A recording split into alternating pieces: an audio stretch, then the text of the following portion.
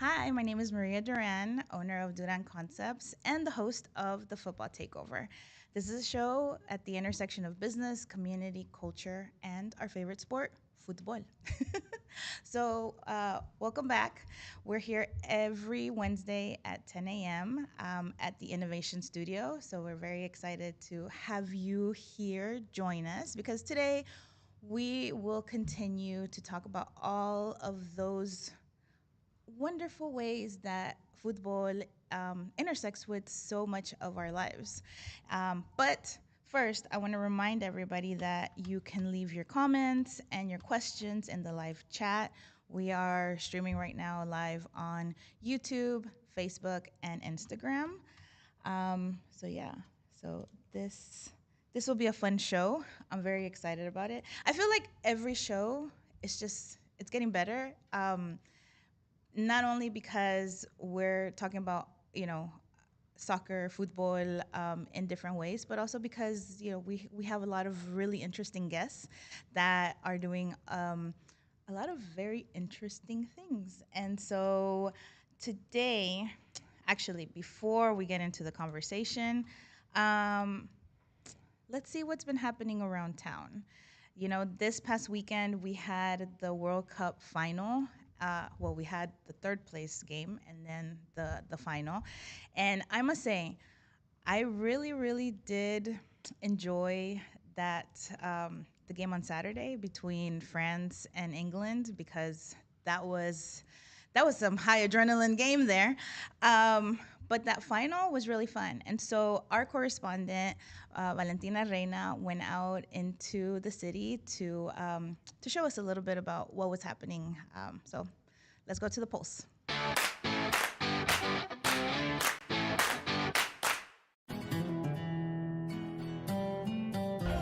En esta final se habla español. Hemos llegado a la tan esperada final de la Copa del Mundo 2026 entre la roja, España, y la albiceleste, Argentina. Estoy aquí en el Katy Beer Garden once again. Soy Valentina Reina y acompáñame a ver cuáles son las sensaciones para este partido. So I think Spain's been playing great. I think we need to connect on a goal. I think we're a possession monster. We've been all over it all day. I don't think Argentina can handle Spain. They can't get the ball. It's going to be a great game though, regardless. 3-0 Spain. So we are all from KT, we are from India. We are the supporter of Messi, Argentina.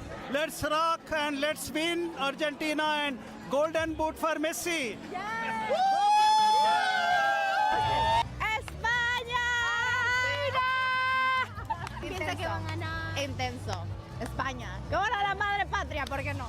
¿Cuánto a cuánto? 2-1. 2-1 ganando Argentina. Ahí estamos bien. Claro pues, ¡viva Argentina! Messi va a ganar la segunda. Okay, I'm going for Argentina. It's going to be 2-1. That's my final prediction. Argentina, baby, Argentina. Argentina va a salir campeón. Argentina va a salir.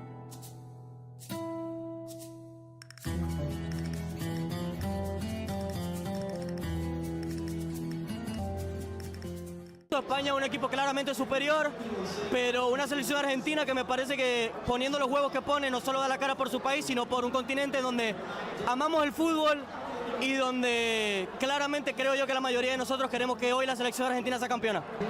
No tengo mucho más que decir, España está jugando súper bien, pero si esto llega a penales, Argentina lastimosamente va a ganar el Mundial.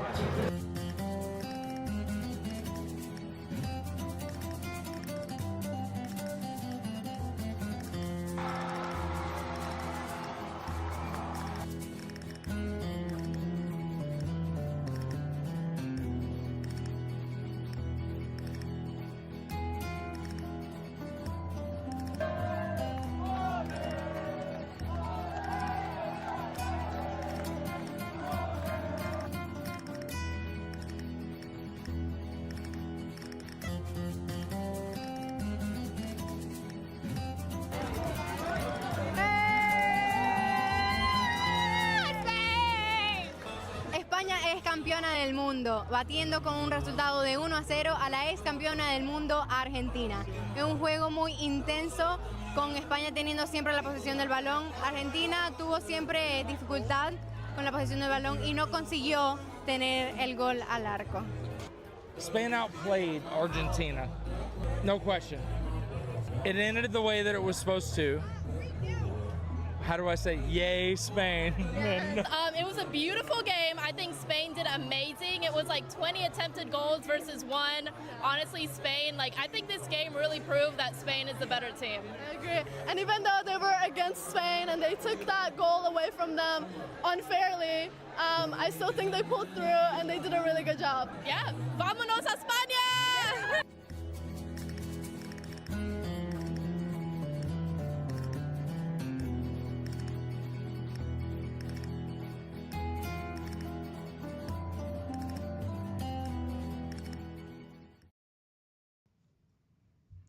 Well, it looked like everybody had a lot of fun out there in Katy.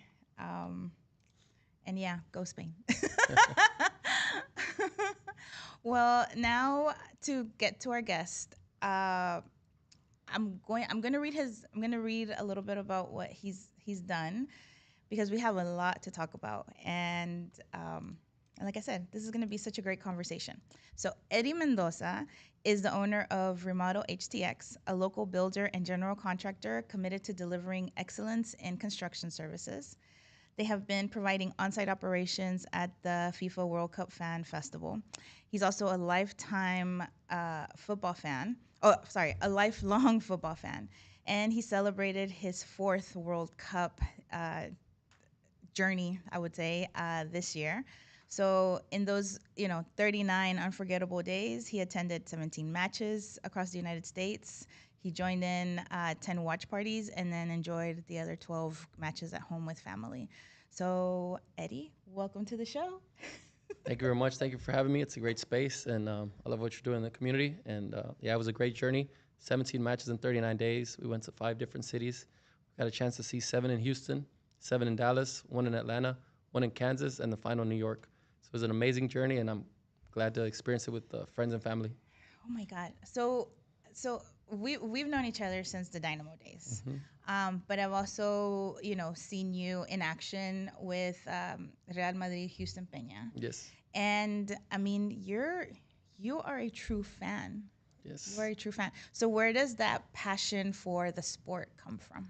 So pretty much just growing up, my dad, he's the one that showed me about soccer, showed me how to start playing, and pretty much it's just a family tradition that I got into it. Then I love the game, and I play every Sunday still. And then it's just a community aspect. So I love watching the game at home, but it's even better when you're at a local bar with some friends at a watch party or fan fest, and we all enjoy the goals together. Yeah.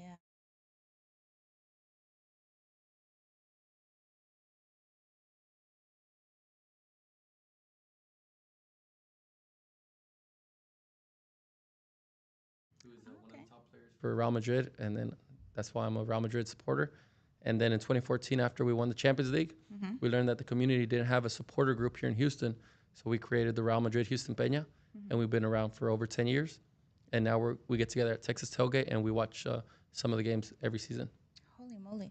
So what does it mean to be a true fan? Because I would definitely describe you as a super fan, in the sense that you're out there, you're organizing, you're attending the events. You are really also supporting, advocating, investing, right? So what does it mean to be a fan? So pretty much to me is just growing the game, so helping the next generations. I was a coach for my godson, his 8-year-old soccer team. So just trying to share any skills that I know, any tactics, helping the youth, and also supporting our local teams, the Dynamo and the Dash, getting the pretty much the friends together, go watch a Dynamo game. It's always a good time. And then whenever there are big international matches like USA, Mexico, or Costa Rica, Venezuela, whoever comes, let's go support and watch them at NRG. And also just any event that they have at the Dynamo Stadium, go support and just show that a soccer city is Houston. Yeah. I think we're very lucky that we live here in Houston. Yeah. Because we have had some of the biggest games. Sure. We've had some of the biggest clubs and national teams come through the city. And so I kind of want to go back a little bit, when they announced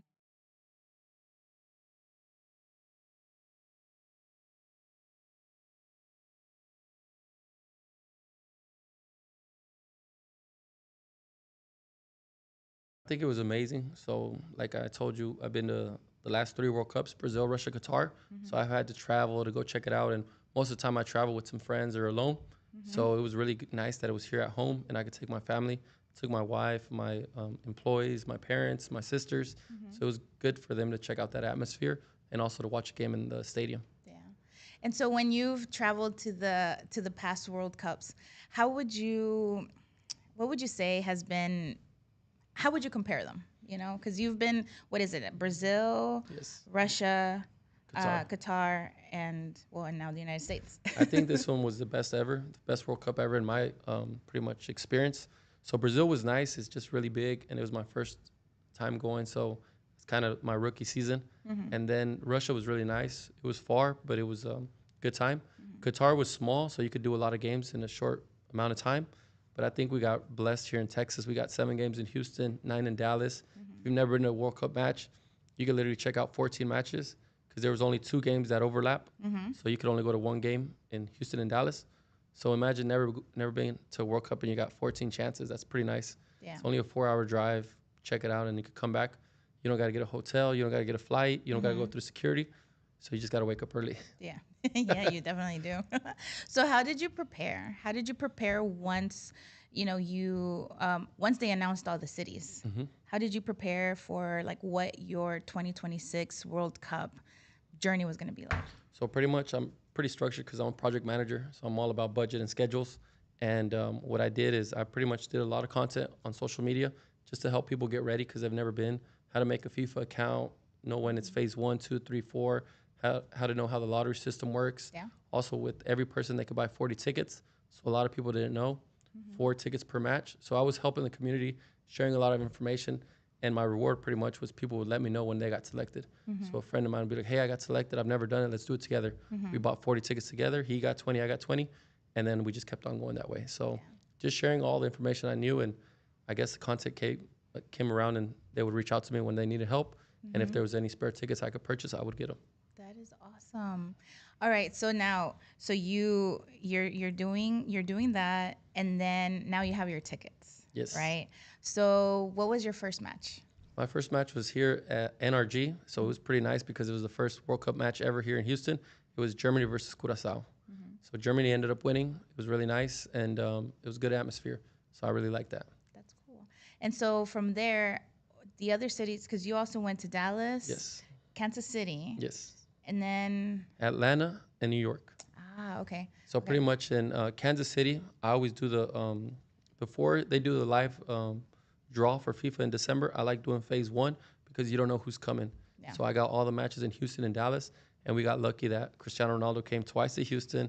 He came to Dallas, so it's really nice to get him before you know who's coming because once you know that Messi's coming, Ronaldo's coming, those tickets are hard to get. Yeah. So that's one of the suggestions that I tell people is always try to get.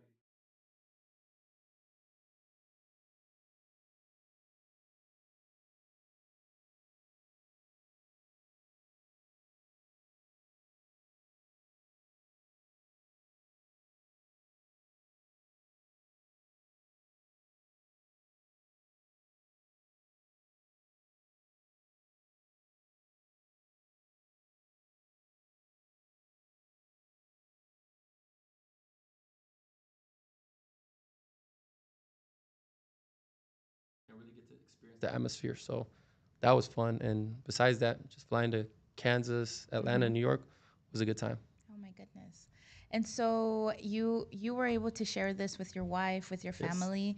What was that experience like for them? It was the best. So my wife, Adriana, she got to see why I'm so obsessed with the World Cup, and she got to see the atmosphere.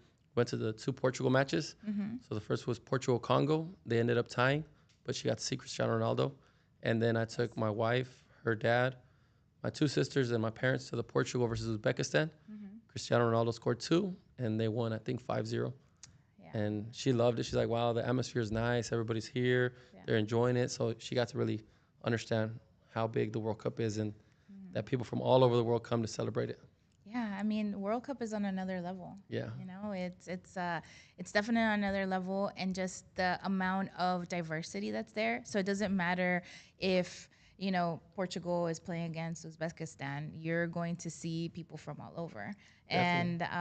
And I know that you got to also just experience meet a lot of people. Hmm. I follow on social media.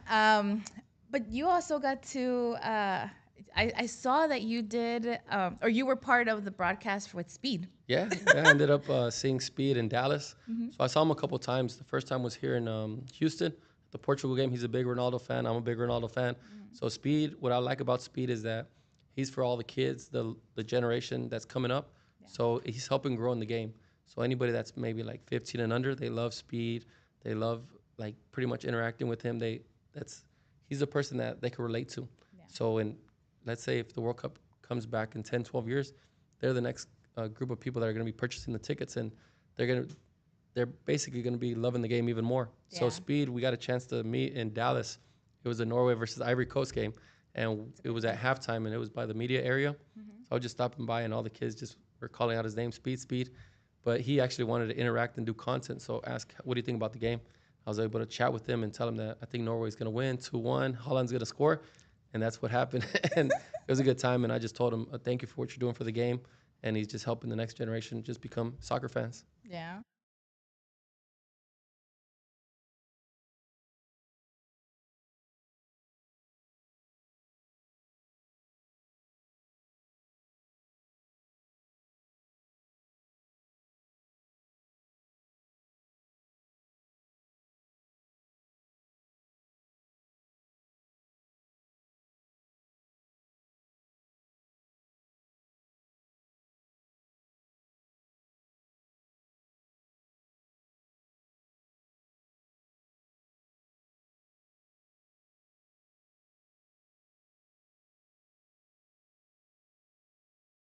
Oh, I saw some of the covers that they were doing online and stuff, right? About getting to the stadium and how the Argentina fans, I mean, they were just crossing Yeah. the interstate.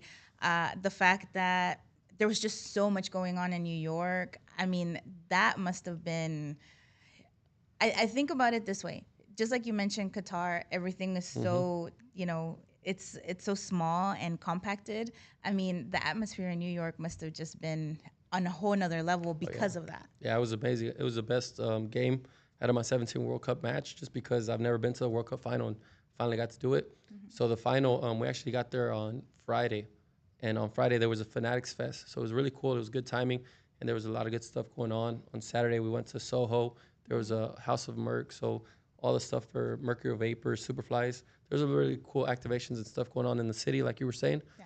And then on Sunday, the game was at 3, so 3 hours before. We said, let's get there at 12. But then at that point, we're like, you know what, let's just go like at 9 a.m. Because we were thinking of having brunch and then going, but we're like, we're going to have brunch and get to relax, and then we're going to hit traffic. So we literally spent 12 hours. So we left at 9 and we came back at 9. But it was super, super fun because we got there and the gates actually opened 4 hours for the final. So at 11, got to walk around and check out some stuff. But it was a good time. I loved it. I was going for Spain. I think they had a master class. They good possession, and they finally got the goal. Argentina didn't really do that much. They didn't take that many shots. They only had corner kicks and free kicks. But besides that, it was a great experience. And I was also gonna say that was the first time they had the halftime show. So Madonna was there, BTS, Shakira, Burner Boy. That's so my girl. That's my a little girl. bit of everything. So it was it really.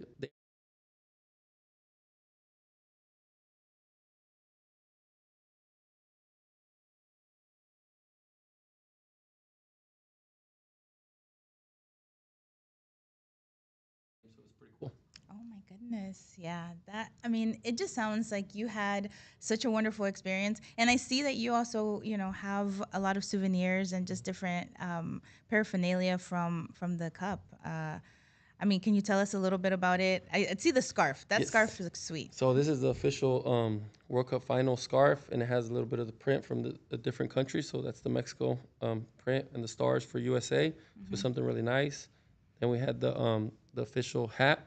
So this is a hat, and actually went on the way out. I got Russell Wilson, the Super Bowl quarterback, to sign it. Yeah. Just on the way out, and pretty cool. This is the Coldplay. They basically put the halftime show.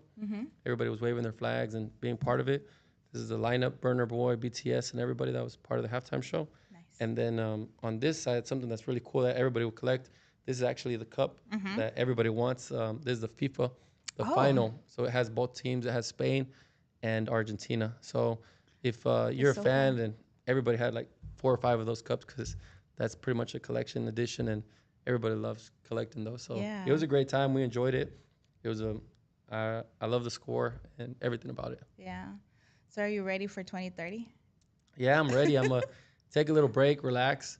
But no, I'm here to help anybody that's planning on going. I'm here to just be any questions they got to help plan. I want to help my community. I want to help you get ready. Like I was telling people, I know people were complaining that it was a little expensive, but if you basically set a plan, you can make it happen. $100 a week is 5,200 a year. Times 4 is 20,000. Whatever your plan is, you just got to budget it correctly. Yeah. And then I'm just open for any advice that they need, or if they want to help plan it, I'm here to help. Yeah, no, that's great. And like you said, I mean, it really is about planning. It's about budgeting. And 2030, I mean, that World Cup is going to be very interesting because it's transcontinental. Yeah. I mean, you have the games that are going to happen in Europe and North Africa, but then also it's starting in South America. So it's going to be wild. Yeah. So pretty much it's the centennial one. So they want to make it big. If I go, I'm probably going to go to Spain or Portugal because they're close to each other. But I think it's going to be amazing. It's going to be a great opportunity for people from all over the world to check it out. And I really want to see. I'm pretty sure the final is going to be in the Bernabeu. Big Real Madrid fan, so I would like to check that out. For Atletico de Madrid, it's pretty nice. So if you go to Madrid and they got 2 stadiums, it's pretty cool. Yeah. Wow. Well, and so all of this budgeting and all of this preparing, I mean, it really does come down to business. Right. Yes. And that's the other piece, right? Because you're also a business person. Yes. And that's another side that that I think is very important, because as a fan, you understand the dynamics of the sport and of the sports ecosystem. But then as a business person, you have that knowledge, and so you're more aware about those opportunities, because a lot of times I know that we don't talk too much about the opportunities that exist for small business in sport, but the economic impact is a very big reason why events like this come to cities like Houston. And so can you tell us a little bit about, your preparation on the business side when you found out about World Cup being hosted here in Houston? For sure. Yeah, I think that whenever there's an event, somebody has to put it together. So it's always the community leaders like yourself and everybody else that puts these events together, and just being informed. So going to networking events, talking to the right people. There's a lot of email blasts that you get invited to. Just taking those steps and getting informed whenever there's meetings, information meetings, it's good to go. Get registered, just to be in the loop. And whenever there's any bid opportunities, just go ahead and put in a number. Take your time, really get your ducks in a row, get all the information, documents that they need, the insurance requirements and all that, and just make sure that whatever you say you could do, you could perform and execute. So I think there's a lot of opportunities, and so thanks to you and everybody else that was putting that together. Really appreciate it. And it was nice to see a lot of vendors out there get an opportunity and be on the world's biggest stage. Yeah, I think that's one of the highlights for sure. And so I guess just to kind of give a little bit more context on that, I was able to create and implement that vendor program that was used for this, and so it was really exciting to see a lot of businesses that were preparing, that wanted those opportunities. And like you said, there is a lot of information that you need to have, all your ducks in a row. You need to make sure that you're ready. And so once those bids started coming out and you became a vendor, what was that? What was that like for you? It was good. Like I said, those information meetings that y'all put together, I attended. I took down my notes, and any question that I had, I would reach out. And pretty much whenever the bid opportunities opened, register and make sure that you know exactly what you're going to do, what you could execute, and then just put your bid. And I really enjoyed it because basically did like 9 bids. I didn't get all of them, but I got 2 or 3, which that was good to start. And once I was on site and I got to meet the team from FanFest, they were just saying, "Oh, you could do this as well. Can you help us out with this?" And just being a team player. So first we went out there. We started with the tree removal. So before anything, we got to remove any trees that are in the way because that's where they're going to put the stage. That's where they're going to put all these different areas that we can't have the trees there. We got to remove them so we could use just a clean playing field. Vendors, we got to pressure wash the warehouse, 15,000 square feet. We got to put in new LED lights. We got to do all these adjustments so whenever the vendors come, their spot is ready to go. And then after that, I just got recommended from those guys to other vendors that they set up the sphere, the big dome.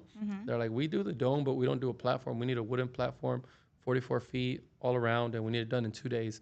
And they recommend me, oh, talk to Eddie with Remodel HTX. He'll help you out. And we were able to help that vendor out. Then on the Ramco stage, there was a big area where they had the pretty much a soccer simulator where the kids would take shots like a penalty. And the guys, they do all nothing but steel work. They set up the whole Aramco Arena stage, but they don't do any wood framing. So they would also say, hey, I think Eddie did the platform for those guys. He could probably do the 3 walls for you on your simulator. So we got a chance to work with other vendors on top of just working with FanFest. So it was a great experience, and I would always be on site and just checking in and see what's going on, especially right now that we're doing the decommission. I'm going to go check on it, and if there's any vendors that say, hey, my guys are backed up or we need to get out this week, can you help us with 2 or 3 guys to help us expedite it? We'll help them out, and then pretty much just charge them for that. Yeah. So there's always open opportunities whenever you go. You're out there in the right place in the right time. Yeah. No, exactly. And I mean, so you need to be ready. You need to apply. You need to network.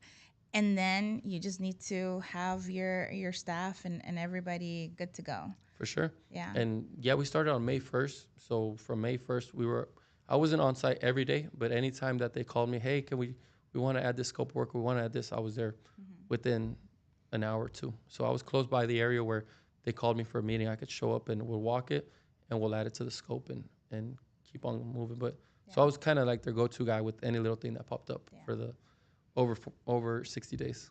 No, but besides this, I mean, you've also done your company has also done other work in the sports and entertainment environment. So yes, correct. So we've had some experience with the Houston Rodeo.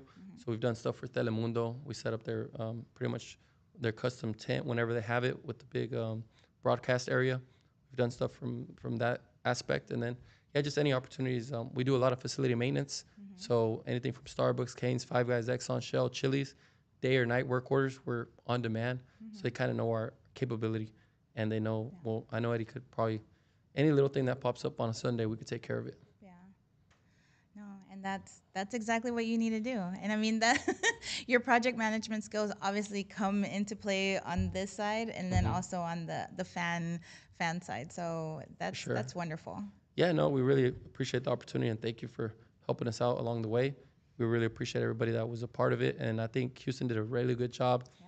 Everybody loved FanFest. They were talking about it, especially when there was Mexico games. There were people 6 hours before the doors open. I think out of all 39 days, I believe they were open 34. So there was only a couple days that there were no matches, and I'm pretty sure the FanFest team were happy about that to take a little break because it was the whole city wanted to check out FanFest. It was 7,500 people capacity, and it would fill up quick. And it was a great time. Everybody was rushing to get those Bank of America bracelets. I don't know if you got one, but I did. I went on the preview day. There you go. That was one of the hits, and everybody had a good time. I really enjoyed it, and I like to see the city go out there, watch the games, just the soccer growing, and everybody was taking their kids, their friends, their family, their parents. So it was good for the city, and it was a great experience. So do you think that Houston will host again? I think they did. I think they would. I think they did a great job. The 7 games we did were amazing, and I think we kind of put a stamp that Houston's the spot. We need a host, and we delivered. So I really want to thank everybody that was part of it because I think we knocked it out the park. Yeah, no, I mean, I've talked to some people that, have come through the city, came to visit, and they enjoyed it. Despite the heat, I don't think a lot of people really even they didn't mind. No. And that's amazing, because when you don't mind is because there was enough, or there was a lot more to do, For so sure. that you didn't have to really think about like, oh, it's hot. Yeah. They No, I got to think enjoy it. there was a lot going on, like you said. There was good activations. The city had a lot of different things going on. It was in the East Downtown, Sugarland, Cypress, Katy, everywhere. There was some activations for everybody in the community to be a part of it. Yeah. And it was a great time. I loved it. NRG was nice. They did a great job with the facility. The parking wasn't too bad. I would park next to it at the Holiday Inn. Just had to walk 1 or 2 blocks.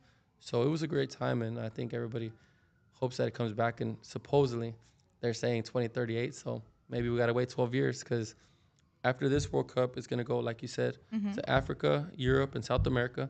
So those 3 are out. And then 2034 is Saudi Arabia. And then there's a chance that it comes back to North America. So that'd be pretty cool if the U.S. gets it again in 2038. That would be amazing. That would be amazing. And what about the Women's World Cup? The Women's World Cup's nice. It's next year, right? Yeah. That's going to be something. I've never been to one, so it'd be cool to attend. I just got to check out what cities. And I believe some of the cities are the ones that didn't get the World Cup for men's. There's going to be some games in those cities. So got to look that up. But that'd be cool to check it out, especially the USA women's team. They've always been pretty well. They made it to finals. They've won championships. So it'd be nice to go support them.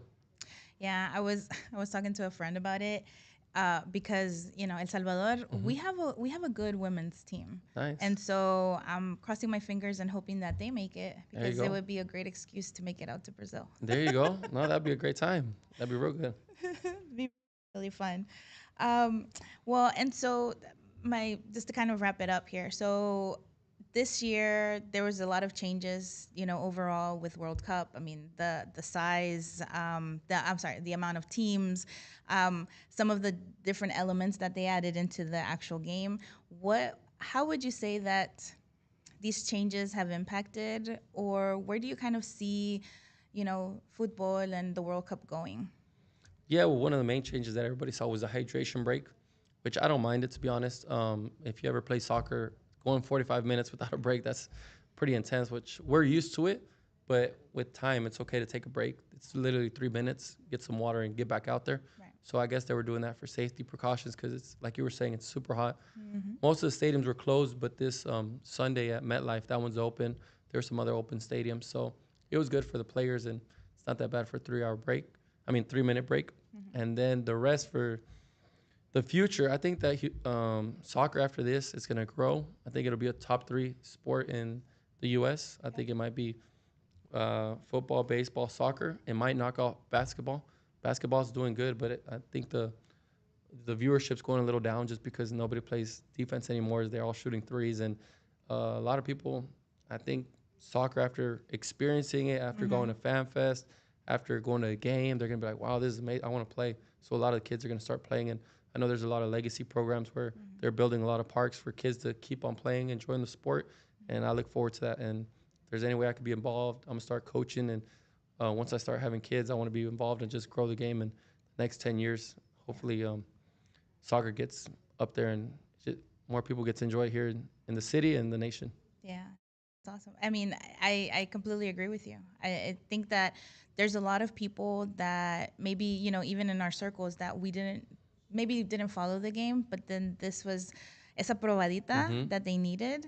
And even on social media, I mean, you're seeing it with a lot of content creators and just people in general who are saying, wow, I had no idea that this is what the game was. Yeah. And yes, they definitely got the best of the best, right? The most elite players, the best teams, and even those teams that you didn't think maybe deserved to be there, right? Yeah. Quote unquote.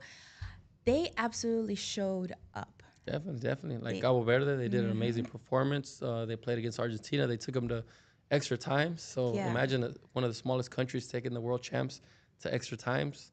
They played here against Saudi Arabia in Houston. It was pretty cool to see those guys and just everybody else. Curaçao, it was their first World Cup. They got to play here at NRG. So we had some special moments here in Houston. And I think it was amazing, especially a lot of people, even if they weren't soccer fans, they were just waiting for what's the next match. So the World Cup ended and everybody's like, man, I really missed that. We had 4 games that in one day. We had you wake up, you watch a game, you go to sleep, you watch a game. It was a lot of good action, and I think it was one of the best World Cups ever. Yeah. What about you?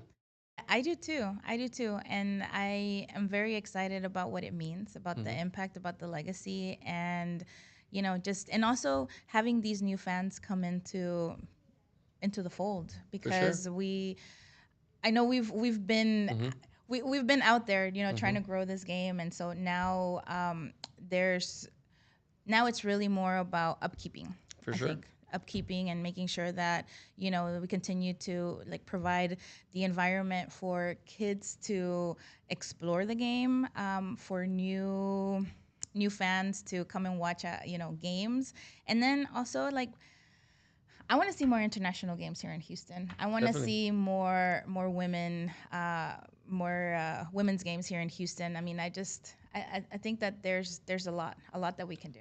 Yeah, and also what do we learn from the World Cup? So basically, like some examples, like you saw whenever Netherlands was here, they did the big march with the orange bus, and they had over thousands of fans follow it. Like, why don't we pick something up like that? Like with the Dynamo, you don't have to do it every match, but like say one or twice a season, you get an orange bus. You talk to Metro, they donate it, you paint it orange, and just build from what we learned. Yeah. So having Well- something like that would be pretty cool. Just the new traditions and just learn from the 7 games that were here.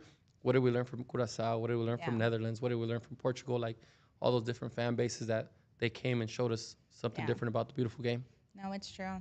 It's true. And you know what we need? Because we had that orange bus. So at the Dynamo, I remember Teo Pineda. I think that's his name. He had the little orange bus, and we actually used it for some of the marketing, some marketing promotions that we did back in the day. But we need to bring that back. For sure. And we need to do more with the supporter groups because they already have the vibe, Yeah. right? So now it's how can we uplift that even further, and how can we make sure that more of the regular fans are also interacting with the supporters so that some of those traditions truly grow.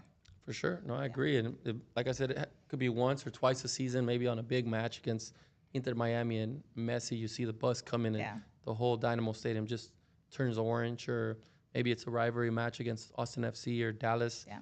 One of those, but some good ideas. And I think we're going to learn a lot from this World Cup, and it's just going to make us even better. Yeah. Well, this is very exciting, and I mean, 2030. We're getting ready for it. We're getting ready for next year. And Eddie, thank you so much for being here with us and sharing not only your World Cup journey and experience, but then also from the business side, right? What that impact really looks like for small business, or for business, local business, and what are some of the things that business owners can do, or mejor dicho, must do in order to seize these opportunities. For sure. And like I said, I'm always here to help. So my Instagram is remodelhtx@gmail.com. That's my email, remodelhtx on Instagram, and Eddie Mendoza PR on Instagram. So any questions they have, I'm here to help. Send me a DM, and I could help you prepare for the next event, or if there's any bid opportunities that you kind of have some questions about, that's what we're here for, to help the community. Yeah, that's awesome. Cool. Well, will you stay with us for the Definitely, yes. the remainder of the show? Yes. Awesome. Well, thank you so much, Eddie. And one of the things that we started, because our first guest was Katie Umaña. She's a Latina sports photojournalist. Nice. We started the Enya photo of the week. And Okay. so this week, she sent us, we're going to call it a throwback. A throwback from the semifinals. Okay. So this is the Enya photo of the week. Nice. And it is our 2026 FIFA World Cup champion, Spain, when they were playing France there in Dallas. And so you were at that game. Yeah, so I was actually at that game. I was rooting for France. I really like how they were playing. Mbappe, Olise, Dembele, they just had an amazing attack.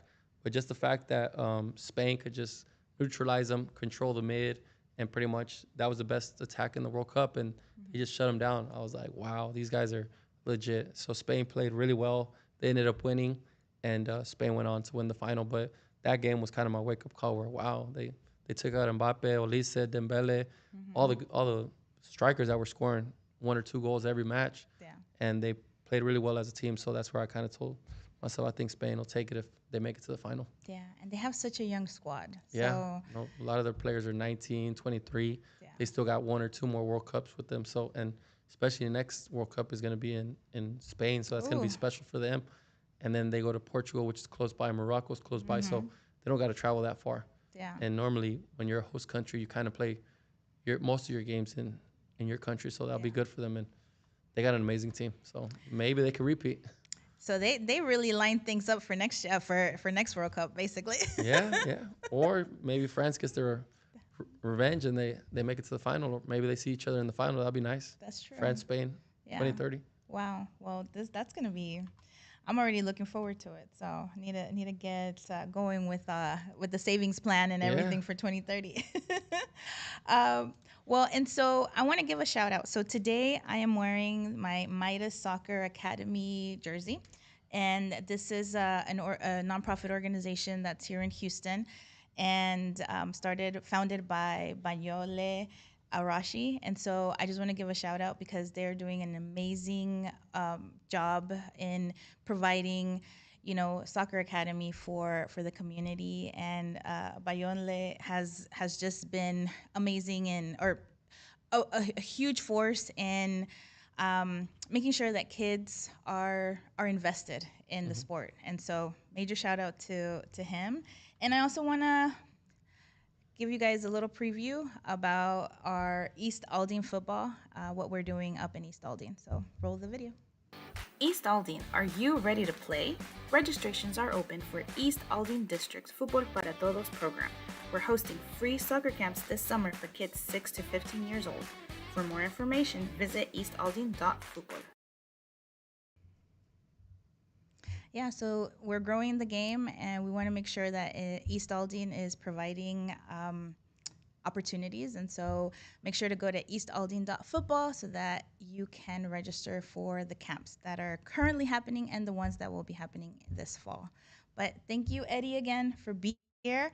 And I just want to remind everybody that every Wednesday at 10 a.m., you'll see us here on Facebook, Instagram, and YouTube.